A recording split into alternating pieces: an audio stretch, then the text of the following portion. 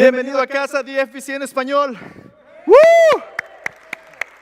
Qué gusto me da poder vernos en este espacio que el Señor ha provisto para que podamos exaltarle en inglés, en español. Y eso es solo el comienzo. ¿Quién sabe qué idiomas, qué historias, qué culturas el Señor va a traer? Porque estamos esforzándonos por ser la iglesia que Dios quiere que seamos. Gloria a Dios, es un día especial, es un buen día en el que podemos reunirnos juntos y inmediatamente usted se puede dar cuenta que somos mejores juntos, ¿no? Para empezar, hay tacos. Entonces, ¿cómo puede salir mal algo con tacos, verdad? Los tacos, y lo más hermoso del asunto es esto, que usted no tiene que escoger entre las hamburguesas y los tacos. En Cristo, usted puede comer hamburguesas, puede comer tacos, puede comer. ¿Se acuerda de Pedro en esa visión que tuvo en Hechos?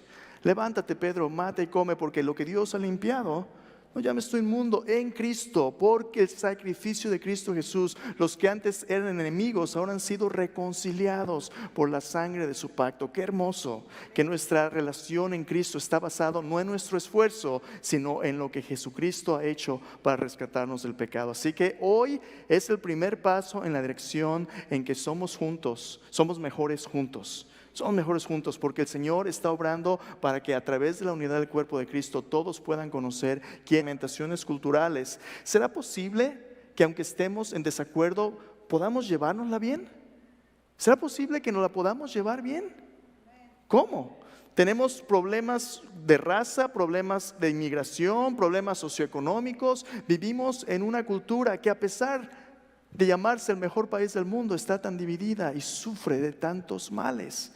¿Será posible que nuestro mejor no es suficiente?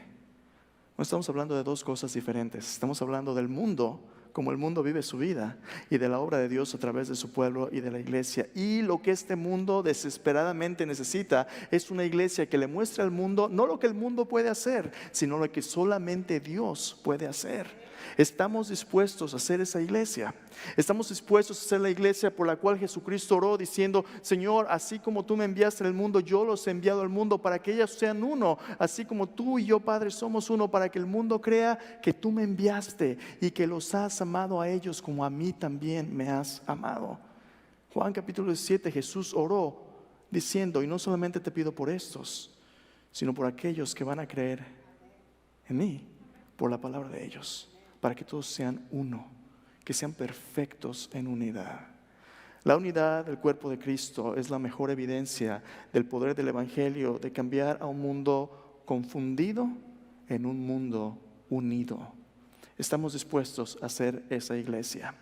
Antes de continuar, aquí en el centro de bienvenida, en el centro de cuidado, por cierto, hermanos en Ministerio en Español, DFBC en Español, estamos parándonos en los hombros de personas que han sacrificado tanto para que en esta comunidad, esta iglesia pueda tener el testimonio evangélico de cambio. Nos estamos parando en los hombros de personas que aman al Señor. ¿Pero para qué?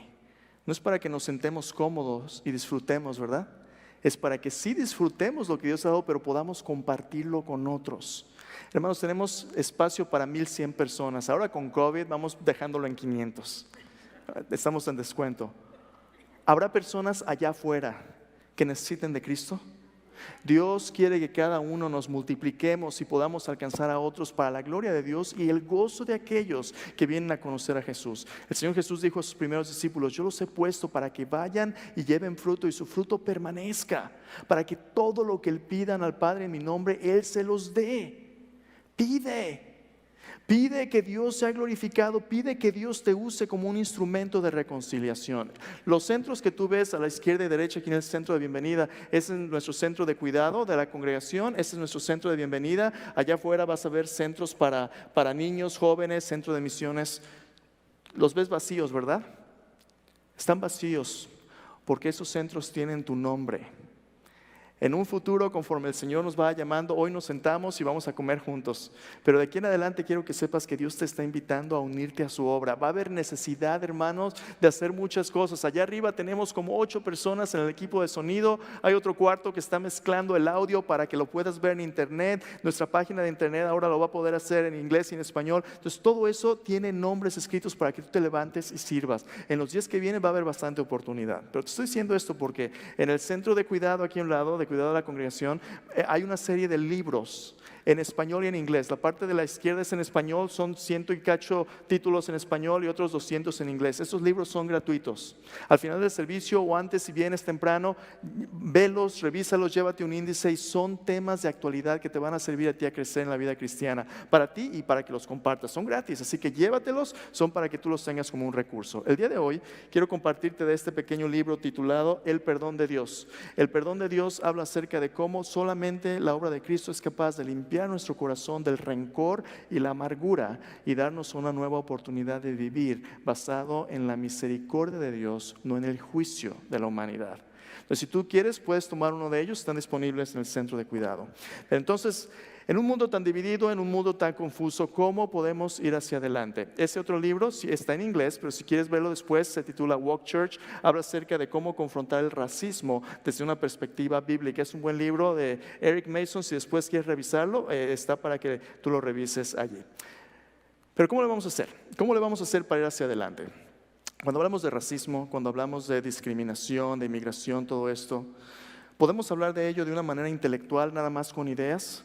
Pero eso no sirve de nada hasta que no nos encontramos y nos damos cuenta de que esto nos afecta de manera personal. ¿No es cierto? Yo soy de México, yo crecí en México, vine aquí en el 2001 a ir al seminario y por 4 años viví en una burbuja en el seminario donde toda la gente que yo conocía eran cristianos y muy lindos. Me cuidaban, me amaban, no percibí ninguna diferencia entre mí y ellos. Yo me veía como todo el mundo. Pero a los 4 años, al final del seminario, me gradué y mi esposa y yo planeábamos regresar a México, servir en la iglesia en México. No pudimos regresar, nos tuvimos que quedar aquí por muchas razones. Pero estando aquí, pues tenía que conseguir un trabajo. Mi primer trabajo que conseguí fue en una empresa en el centro de Dallas, vendiendo teléfonos prepagados. En un call center, en un centro de llamadas. Ahí estoy yo después del seminario con una maestría en teología que me costó 4 años, 120 créditos, con un título de ingeniero en comunicaciones electrónicas, sentado en un call center vendiendo teléfonos. Y pues yo todo ese año yo la viví frustrado porque pensé, Señor, yo pensé que tú me habías llamado, que tenía planes, querías que regresara a México, ya había planes de hacer algo para tu gloria. Y aquí estoy sentado. Thank you for calling, my name is Miguel, how can I help you? Bueno, una de esas, una persona me llama, contesto el teléfono en inglés y estaba muy molesta porque estaba llamando al departamento de servicio al cliente, pero se equivocó y llamó a ventas. Entonces llama a ventas y yo estaba en ventas y cuando tú llamas a ventas, ¿qué crees que van a hacer las personas que están del otro lado de la línea? Pues a venderte algo, ¿verdad? No van a ayudarte, van a venderte. Entonces me llaman y yo contesto y empiezo a venderle, luego, gracias por llamar, tenemos el plan tal y me dice, me dice, I don't want to talk to no Mexican. Yo no quiero hablar ningún mexicano. Yo quiero que hable alguien que hable en inglés. Y yo le estaba hablando en inglés. Le digo, bueno, mi nombre es Miguel, pero yo puedo ayudarte. Dice, no. Yo quiero que hable inglés, que nació aquí, porque no te entiendo nada y no quiero acentos, quiero que me ayude alguien. Traté de ayudarle y me colgó. ¿Cómo crees que me sentí?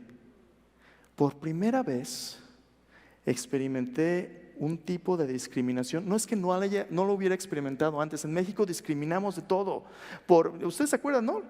Pues ¿cómo les llaman a las personas más étnicas? Los indios, todo tipo de nombres, ¿no? En todos los países tenemos aspectos de discriminación, racismos, etnocentrismos, todo tipo de prejuicios. Pero nunca me había tocado uno a mí personalmente que me discriminara por tener un acento. Me dieron ganas de decirle, sí, así se oye la gente bien educada que habla más de un idioma, pero no te preocupes. No. En ese momento yo me sentí de este tamaño, porque por mi nacionalidad, por el acento, alguien me hizo sentir que yo valía menos que esa persona. Y de eso se trata la discriminación. Discriminación no solamente es el racismo que deberíamos de oponernos. No solamente es el racismo, puede ser socioeconómico, puede ser cultural, puede ser de todo tipo. El diccionario define la discriminación como lo siguiente. Dice, discriminación es el trato injusto o con prejuicio de diferentes categorías de personas debido a su raza, edad, sexo u otro aspecto diferencial que le hace diferente a otros. Discriminamos con prejuicio cuando hacemos a las personas menos por alguna característica que los distingue de otros. ¿Qué es un prejuicio? Un prejuicio es una opinión previa y tenaz, por lo general desfavorable, acerca de algo que se conoce mal. de acuerdo a la Real Academia de la Lengua Española. Cuando tú ves a una persona y sacas tu conclusión antes de que conozcas a la persona o tengas una relación personal. Ahí viene fulano. Ahí viene. Y luego, ¿qué hace la gente? A veces van manejando y ven a alguien de un color diferente y le ponen el seguro al carro, ¿verdad? ¿Cierto? O cuando alguien de repente... Yo me acuerdo, y mire, ¿cómo me gustaría decirte que eso solamente pasa en el mundo? Pasa en la iglesia a veces también. Yo me acuerdo la primera vez que empecé a ir a una iglesia en inglés cuando estaba en el seminario. Llegué a una iglesia que tenía un ministerio en español que se reunía en la tarde, a la 1. Entonces yo llego al servicio en inglés, me bañé, me peiné, olía bien y todo, ¿verdad? Pero vengo llegando y entro, era una de las iglesias más ricas en Dallas, no te voy a decir quién es, pero una de las iglesias más ricas en Dallas. Entro y me dicen, no, usted no está buscando ese servicio, usted está buscando el servicio más tarde, ¿verdad? Ni siquiera había dicho nada todavía, pero ya alguien me habían puesto en una cajita, ¿verdad? Y luego de repente, speak English.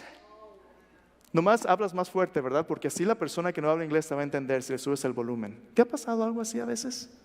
A todos nos ha pasado. Pero ¿cómo me gustaría decirte que no solamente es en el mundo, es también en la iglesia? Y ¿cómo me gustaría decirte que esto no lo hacemos nosotros, pero alguna vez, a veces, aún sin la intención, lo hacemos nosotros? Ahí te va. ¿Alguna vez has llamado a las personas en inglés los bolillos? No, ¿verdad? Yo sé que no, pero la iglesia hispana de allá de enfrente, eso sí les llaman así. ¿Sabes qué significa eso? Los bolillos. Los bolillos era un término que diseñaron para aquellos que llaman también pochos, ¿no? Los que son tostaditos de afuera pero blancos de adentro, aguas. Esas son palabras de discriminación, de racismo, pero suenan tan fácil que acabos que no entienden los morenos. Aguas. Aguas, porque entienda la gente o no, las cosas que tú dices moldean tu corazón. De la abundancia del corazón habla la boca. A lo mejor tú mismo te has referido a la congregación de inglés aquí de esa manera. Estamos siendo personas que tienen prejuicios. ¿Cuándo te has tomado el tiempo de amar a una persona que es diferente que tú, como Cristo la ama? Vivimos en un mundo donde hay discriminación y prejuicios y se siente horrible. Entonces, ¿cómo podemos avanzar en el camino hacia la reconciliación social en un mundo de tanta discriminación? ¿Cómo podemos avanzar hacia la reconciliación social en un mundo de tanta discriminación? Si vamos a avanzar, no va a suceder en el mundo. El mundo está dividido porque el mundo solamente quiere lo que el mundo quiere. Los deseos de la carne, los deseos de los ojos, la vanidad de la vida. Pero si hay unidad, tiene que comenzar con el testimonio del cuerpo de Cristo, porque para eso vino Jesús. ¿Cómo vamos a ser agentes de reconciliación en un mundo de tanta confusión? Bueno, déjame proponerte esta mañana que aunque no podemos resolver en 20 minutos el problemón social que estamos enfrentando, sí podemos poner el primer pie hacia adelante en donde comenzar el diálogo. Y gracias a Dios, las tensiones que vivimos no son cosas de nuestro siglo nada más, son cosas que la humanidad desde Génesis 3 ha venido enfrentando, la segregación y el aislamiento causado por el pecado. Nuestro Señor Jesucristo en Lucas capítulo 10 enfrentó el prejuicio y la discriminación de una cultura dividida y nos dijo dónde comenzar el proceso de reconciliación social. Así que si tienes tu Biblia, te voy a invitar a abrirla en Lucas capítulo 10. Lucas capítulo 10, versículo 25 al 37. Lucas 10, 25 al 37. Este es un pasaje que tú conoces muy bien, que has oído muchas veces, pero que a veces no entendemos su verdadero significado. Vamos a estudiarlo un poquito. Lucas 10, 25 al 37. Dice así. Lucas 10, 25 al 37. He aquí un intérprete de la ley se levantó y dijo para probarle: Maestro, ¿haciendo qué cosa heredaré la vida eterna? Él le dijo: ¿qué está escrito en la ley? ¿Cómo lees? Aquel respondiendo dijo: amarás al Señor tu Dios con todo tu corazón, con toda tu alma, con todas tus fuerzas y con toda tu mente, y a tu prójimo como a ti mismo. Le dijo: bien has respondido, haz esto y vivirás. Pero él, queriendo justificarse a sí mismo, dijo a Jesús: ¿y quién es mi prójimo? ¿Quién es mi prójimo? Respondiendo Jesús dijo: un hombre descendía de Jerusalén a Jericó, cayó en manos de ladrones, los cuales le despojaron e hiriéndole se fueron, dejándole medio muerto. Aconteció que descendió un sacerdote por aquel camino y viéndole pasó de largo. Asimismo un levita, llegando cerca de aquel lugar y viéndole pasó de largo. Pero un samaritano que iba de camino vino cerca de él y viéndole ¿Fue movido a qué? Misericordia. Acercándose, vendó sus heridas, echándoles aceite y vino, y poniéndole en su cabalgadura, le llevó al mesón y cuidó de él. Otro día al partir sacó 2 denarios, los dio al mesonero y le dijo: cuídamele, todo lo que gastes de más yo te lo pagaré cuando regrese. ¿Quién pues de estos 3 te parece que fue el prójimo del que cayó en manos de los ladrones? Él le dijo: el que usó de misericordia con él. Entonces Jesús le dijo: ve y haz tú lo mismo. Este pasaje lo conocemos como la parábola del buen samaritano. Y esa frase, que es parte de nuestra cultura popular ya, es una frase que todos conocemos. A primer vistazo, este pasaje pareciera decirnos que la solución a la reconciliación social es simplemente la redistribución de los bienes o el cuidar de aquellos que tienen más necesidad, casi como un socialismo donde tú te desprendas de lo tuyo y hagas tu parte. Muchas personas lo han usado así, pero este no es el significado de la parábola. Este no es el significado de la parábola. De hecho, este nada más es la punta del iceberg de los síntomas que enfrentamos en la inestabilidad social. Debajo del agua está la verdadera causa de los problemas que enfrentamos en nuestra sociedad. Entonces, en este pasaje quiero proponerte 2 cosas. Vamos a ver qué hay en la punta del iceberg, cuáles son los síntomas de este problema racial, de inmigración, de distribución, de inequalidad social, de injusticia social. ¿Cuáles son esos síntomas en la punta del iceberg y qué los está causando? En esta parábola, como leímos hace un momento, el contexto es importante. Tienes tú a Jesús en su ministerio hablándole a la gente de la justicia del reino de Dios. Cristo vino a traer una justicia que es más grande que la de los escribas y los fariseos. En el Sermón del Monte, en Mateo 5, Jesús dice: no pienses que he venido a abolir la ley y a los profetas, no he venido para abrogar, he venido para cumplir. Jesús es el cumplimiento de la justicia de Dios, y mientras Él viene a cumplir la justicia de Dios, hay gente que se opone a Él. ¿Quién se opone a Él? Aquellos que piensan que tienen lo necesario para cumplir con las reglas de Dios. En otras palabras, los peores de la sociedad son los que se dan cuenta que tienen problemas y se acercan a Jesús. A veces describen a Jesús como un amigo de publicanos y pecadores.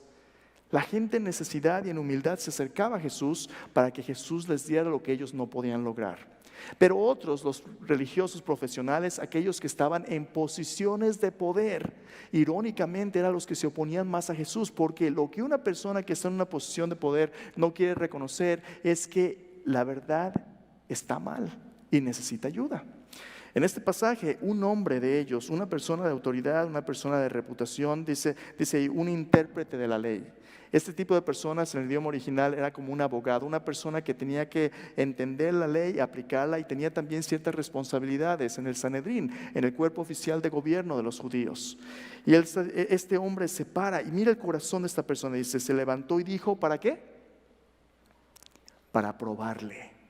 Esta no es una persona que viene honesta y sinceramente buscando a Dios. Es una persona que está buscando una palabra mal dicha para después, como los políticos, echártela en la cara y acusarte. Los fariseos y los religiosos han estado buscando un error en el discurso de Jesús para poder acusarle de algún crimen que lo pueda hacer a un lado. No toleran la competencia. En otras palabras, Él está viniendo con un corazón lleno de miedo, lleno de temor, buscando cómo deshacerse de la amenaza.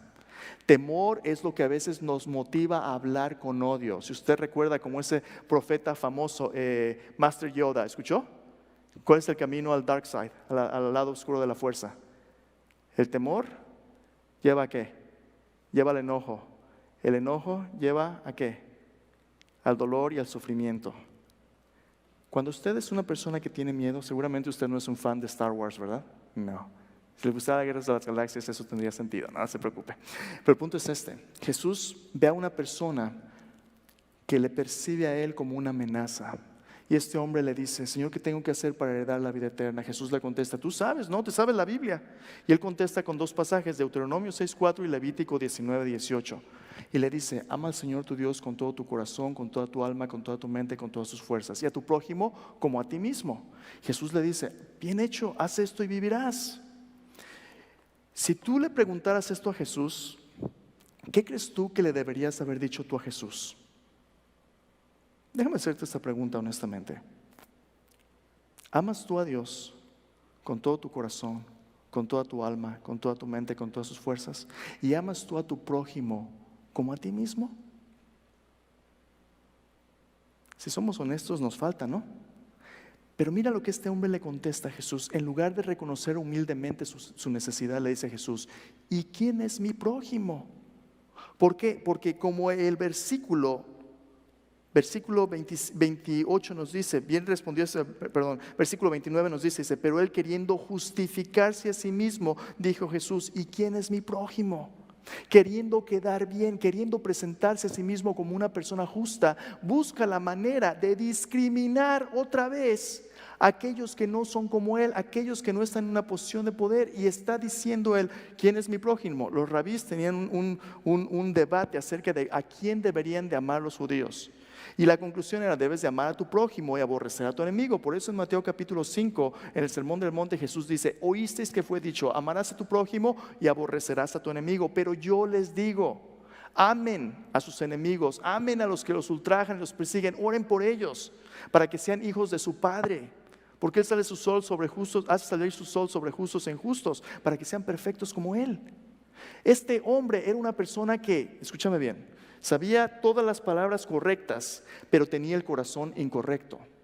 Esta es una persona que pensaba que estaba bien, pensaba que entendía, pero no entendía nada, porque en lugar de reconocer que él no cumplía con las palabras de Dios, vivía como si las cumpliera. Es una persona que está autojustificada. En el debate que tenemos en nuestra comunidad, tú escuchas ahorita a políticos diciendo: es que estos están mal, tienen que hacer esto. Un grupo étnico y un color en contra del otro, y utilizamos todo tipo de palabras, ¿no? Dicen: es que los blancos tienen su privilegio, y es que las personas afroamericanas tienen que hacer reparaciones económicas, y es que los inmigrantes y los cafecitos, o todo tipo de cosas donde yo estoy bien, tú estás mal.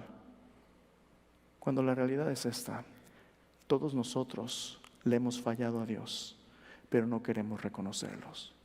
Y para abrir Jesús los ojos de este hombre en su misericordia, le cuenta una historia. Le dice: mira, había un hombre que fue de Jerusalén a Jericó. Jerusalén está como 3,000 pies de altura, está en las montañas. Tienes que descender a Jericó por algunos terrenos escabrosos, hay algunos precipicios, hay como lugares donde los ladrones se pueden esconder. Jesús le cuenta una historia, le dice: este hombre fue de Jerusalén a Jericó, lo robaron, quedó medio muerto, ahí estaba tirado.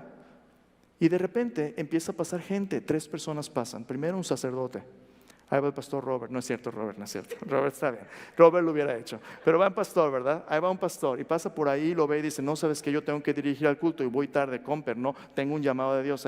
Aparte, a lo mejor ahí están los ladrones escondidos, porque era común. A veces nada más ponían un teatro y de repente venía el buen ayudante y se lo echaban también. No, mejor ahí nos vemos, ¿no? Viene otro, un levita, una persona que servía en el templo, una persona que junto con el sacerdote representaban lo mejor que se esperaba de la sociedad de los judíos. ¿Qué hace el levita? Ojito de hormiga, ¿verdad, Comper? Mejor me voy por allá. Y lo mismo, aquí no pasó nada. Y después hay una tercera persona. En la mente del judío común esperarías: bueno, si el sacerdote no lo hizo, si el levita no lo hizo, sus razones tendrán. El siguiente sería tu prójimo, que sería un judío común y corriente, alguien como tú. Pero Jesús magistralmente le da la vuelta, y en lugar de que aparezca un judío, adivina quién pone Jesús: a un samaritano. Y ahora, un samaritano para nosotros, hasta hay organizaciones cristianas que Samaritan's Purse, todo eso, ¿verdad? Es un buen nombre ahora, pero en el tiempo de los judíos, los samaritanos eran personas execrables y despreciables. Los judíos, en los evangelios dicen, no pueden convivir con los samaritanos. En Juan capítulo 4, ¿recuerda? Ni se hablaban. De hecho, se hablaban todo tipo de nombres. Les llamaban personas como si eran casi como leprosos, pero en inglés dicen muds, ¿verdad? Válgame, hasta el español se me está olvidando ya, imagínense. Pero les llamaban personas como si eran personas. Usted oyó la palabra mestiza, ¿verdad? Inicialmente la palabra mestiza es una mezcla racial y étnica. Inicialmente no inició como un buen nombre, inició como los mezclados, medias tintas. Lo mismo que usted y yo a veces hemos escuchado y a veces hasta hecho, de llamar a alguien un bolillo, o un pocho, o un esto, o un aquello. Son nombres. Los samaritanos les daban ellos esos nombres porque eran personas mezcladas étnicas entre judíos y los asirios cuando llegaron a conquistar al reino del norte de Israel, y su religión era mezclada. También eran idólatras que trataban de seguir a Dios con sincretismo religioso. Eran odiados por los judíos. Lo peor que podía ser era gentil o samaritano. ¿Recuerdas en los evangelios, por ejemplo en el evangelio de Juan, cuando te quieren ofender a Jesús le dicen, ¿no decimos que tú eres samaritano y que tienes demonio? Endemoniado samaritano es lo peor que podías llamar a alguien. Y es ahí donde Jesús en la parábola dice, pero viene un samaritano y cuando lo mira siente compasión. Lo ve tirado, lo sana con el vino y con el aceite, lo pone en su bestia de carga, se lo lleva a un mesón y ahí en el mesón él paga por su recuperación y cuidado 2 denarios, el salario de 2 días de trabajo que había alcanzado como para más de una semana de cuidado. Y le dice, cuando yo regrese si gastas algo más yo te lo voy a pagar. Pregunta, ¿qué está tratando de mostrarle Jesús a este escriba de la ley, a este abogado de la ley con esta historia? Esta historia nos muestra que todos nosotros, aunque sabemos que debemos amar a Dios por encima del agua, debajo del iceberg en nuestro corazón, no amamos a nadie más que a nosotros mismos. Te lo voy a decir por qué. ¿Cuándo fue la última vez de que cuidaste con alguien en necesidad de esa manera? ¿Recuerdas a Jesús al final del juicio, cuando el juicio de las naciones dice, yo estuve en la cárcel, no me visitaron, estuve hambriento, no me dieron de comer, no me vestiste, no viniste a visitarme? ¿Cuándo fue la última vez que tú lo hiciste? Dices tú, bueno, yo lo hice hace poco, no soy tan malo. Aguas. Aquí viene lo difícil de Jesús. Jesús no quiere que lo hagas una vez o 2 veces para que te ganes tu pin. Jesús quiere que vivas todo el tiempo de esa manera, que los ames como a ti mismo. Y la verdad es que ninguno de nosotros amamos a nuestro prójimo como a nosotros mismos y tampoco amamos a Dios con todo el corazón. ¿Quieres saber a quién amamos? Nos amamos a nosotros mismos. Y esa es la raíz de todos los problemas sociales y raciales y socioeconómicos que tenemos. Porque desde Génesis capítulo 3 el pecado trastornó nuestra percepción de nosotros mismos y en lugar de ver a otros como seres hechos a imagen de Dios, lo único que vemos son objetos de consumo para mi propia satisfacción. Y este abogado no era la excepción y aunque él decía las palabras correctas, su corazón estaba incorrecto. Pero no solamente eso, hay una cosa más. Debajo del agua había una mentalidad que pensaba que solamente está bien y todos los demás están mal. Pero déjame advertirte una cosa, cuando tú piensas que eres el mejor es porque quizás eres de lo peor. Este hombre pensaba que era lo mejor, que nomás le faltaba a lo mejor un detallito, arreglar, saber quién era el prójimo para saber a quién seguir amando y a quién no. Jesús le dice, estás tan lejos del reino de Dios. ¿Sabes por qué? Al final Jesús concluye su historia y dice, voy a hacerte una pregunta entonces. Tú me preguntaste quién es mi prójimo, como si tú tuvieras el derecho de decir con quién te juntas, a quién amas, a quién no. Yo te voy a hacer otra pregunta. En la historia, ¿quién se mostró como un prójimo? Y el hombre contesta, el que usó de misericordia. Jesús le dice, ve y haz tú lo mismo. Este hombre ni siquiera se atrevió a decir el samaritano, porque decir las palabras le quemaran la garganta, ¿verdad? El samaritano es el héroe de la historia, porque aquí está lo más importante en la historia de hoy. Lo que este hombre debía haberse dado cuenta es esto, Señor, en lugar de pensar que yo estoy bien, yo soy el que estoy mal. El significado de esta parábola es darnos cuenta que Dios demanda un amor perfecto que nosotros no podemos humanamente dar, a menos que empecemos con misericordia. Al venir a Dios, en lugar de buscar justicia social, ¿sabes cómo se ve la justicia social? El reino de Dios un día va a regresar y va a quemar, va a arrasar con todos aquellos que hacen injusticia. El reino va a venir y va a arrasar con todo. Se ve como juicio. Lo que deberíamos de orar ahorita no es por juicio, sino por misericordia. ¿Queremos justicia? Tiene que empezar con repararnos a nosotros mismos. Comienza en humildad. Si queremos que haya reconciliación, lo que tiene que haber es un encuentro con Jesús. Si sigues leyendo al final de la parábola, quiero que veas cómo termina. Dice, ve y haz tú lo mismo. Versículo 38 dice, aconteció que yendo de camino entró en una aldea. No sabemos qué le pasó al abogado, no sabemos qué más hubo. ¿Sabes por qué? Porque este hombre orgulloso, autojustificante, en lugar de rendirse ante Jesús y decir, Señor, perdóname, yo te pregunté esto porque quería cacharte en una palabra, porque en mi corazón pienso que soy muy bueno, pero soy de lo peor. En lugar de hacer esto, este hombre se quedó en silencio y se volvió a su oscuridad. Cuando tú te das cuenta que eres una persona que tienes prejuicio en tu corazón, lo peor que puedes hacer es guardártelo y darle la espalda a Jesús. ¿Qué es lo que Jesús quiere que hagas? Que te rindas a sus pies y le digas: Señor, perdóname, porque en mi corazón estoy lleno de pecado y de prejuicio. Es lo que Dios quiere. No sabemos lo que le habría pasado a este hombre, pero la historia es ficticia. Lo que Jesús sí quiere que tú sepas es que Él está aquí para que tú tengas un encuentro con Él. El samaritano es parte de la historia, el abogado es real. ¿Quién vas a ser tú? ¿Vas a ser una persona que venga a Jesús y Dios te use para cambiar a otros, reconociendo en humildad que todos estamos mal? Pero para esto vino Jesús, para quitar el pecado de nuestro corazón y darnos un nuevo comienzo. ¿O vas a ser tú de los que dan la espalda y vives tu vida sin Jesús? Voy a terminar con esto. Quiero contarte de este hombre, John Newton. John Newton era un hombre que era un inglés y él se dedicaba a la venta de esclavos de África.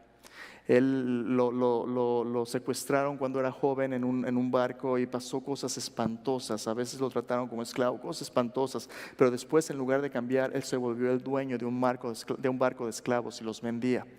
Después de que fue mayor, tuvo un encuentro con Cristo, Dios guardó su vida y se convirtió en un ministro. Y todavía luchaba con sus prejuicios. Pero Dios abrió sus ojos para darse cuenta de que el racismo, que la esclavitud, todo esto eran pecados que no hacían justicia a la imagen de Dios en la humanidad. Dios cambió su corazón y él se convirtió en uno de los mentores de Wilberforce, la persona que fue un instrumento de Dios para abolir la esclavitud. Pero este hombre escribió esta frase. Después reflexionando en su historia, dice: no soy el hombre que debía ser, no soy el hombre que desearía ser, no soy el hombre que esperaría ser, pero por la gracia de Dios, no soy el hombre que antes fui. No somos perfectos como iglesia, pero nuestro Dios sí lo es. Y para aquellos que se acercan a Él, Dios nos ofrece un comienzo en el que cada día nos parecemos más a Él. Usted conoce a este hombre porque este hombre es el autor del himno Sublime Gracia. Dice: sublime gracia del Señor, que a un infeliz salvó. Fui ciego, mas hoy miro yo, perdido, y Él me halló. Él me halló. El racismo y la discriminación son pecados que nos pierden en un mundo de oscuridad, pero para esto vino Jesús, para deshacer las obras del diablo. No hay espacio para el odio, para el odio en el corazón que tiene a Dios. ¿Tienes tú a Dios?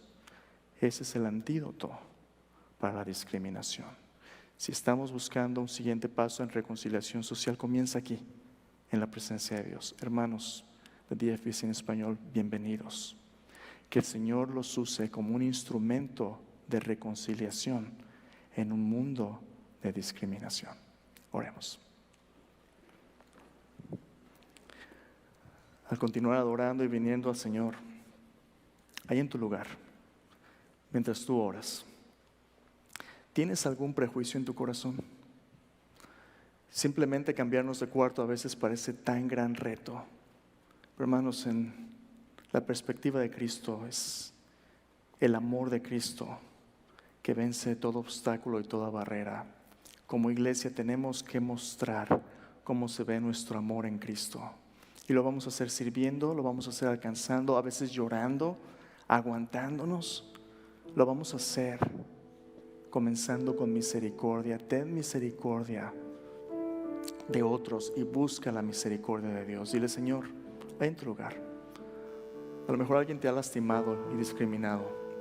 Si tú eres un seguidor de Jesús, puedes perdonarle y puedes amarle porque Jesús ha derramado su amor en tu corazón. Si necesitas soltar a alguien que te ha lastimado, suéltalo. Porque tú estás en Cristo, tu valor no depende de lo que otros dicen, sino de quién eres en Jesús. Tú eres amado, tú eres escogido, tú eres aceptado. Deja ese odio salir de tu corazón. Si tú nunca has tenido un encuentro con Jesús, posiblemente hoy te trajo para que recibas su amor. En tu corazón dile: Señor Jesús, todo este odio y este dolor que he sentido porque muchos me han hecho de menos, Señor, yo lo entrego a tus pies. Y yo te pido, Señor, que tan pequeño como soy, tú me llenes con tu amor, Jesús. Tengo hambre de ti. Solamente tú puedes darme un amor que yo no puedo lograr. Yo no puedo hacer lo que tú me pides. Pero Señor Jesús, por tu muerte en la cruz, por tu resurrección, yo creo en ti. Yo te pido que me des esa vida nueva para amar, Señor, no solamente a mis amigos y familias, sino aún a mis enemigos, con un amor con el que solamente tú puedes amar. Señor, ayúdanos como iglesia, Señor Jesús. Ayúdanos a mostrar tu amor sobrenatural. Señor, gracias. Te adoramos en el nombre de Jesús. Amén. Continuamos adorando al Señor.